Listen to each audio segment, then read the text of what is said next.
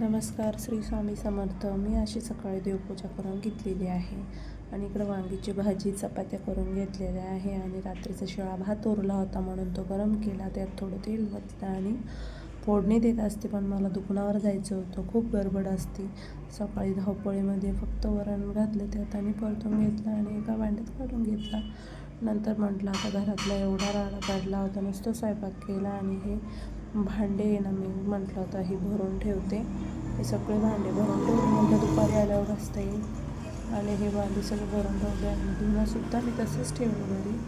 आणि मला चहा खूप आवडतं म्हणून मी परत चहा थोडासा राहिलेला होता म्हणून तो पिऊन घेतला. मी चहा मला खूप आवडतो.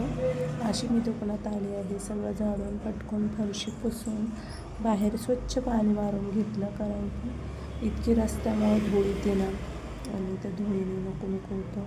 मग आता काय करणार, स्वच्छता तर रोज करावीच लागते ना. म्हणून स्वच्छता केल्यानंतर म्हटलं आता स्वामींना एक दिवा आणि धूप लावून घेतला. रोजचंच माझी पूजा असते आणि ती करून घेतली. आणि असे माझी सकाळ झाली. आणि दुपारचा व्हिडिओ काही शूट करणं होत नाही, त्याच्याकडे फोन असतो.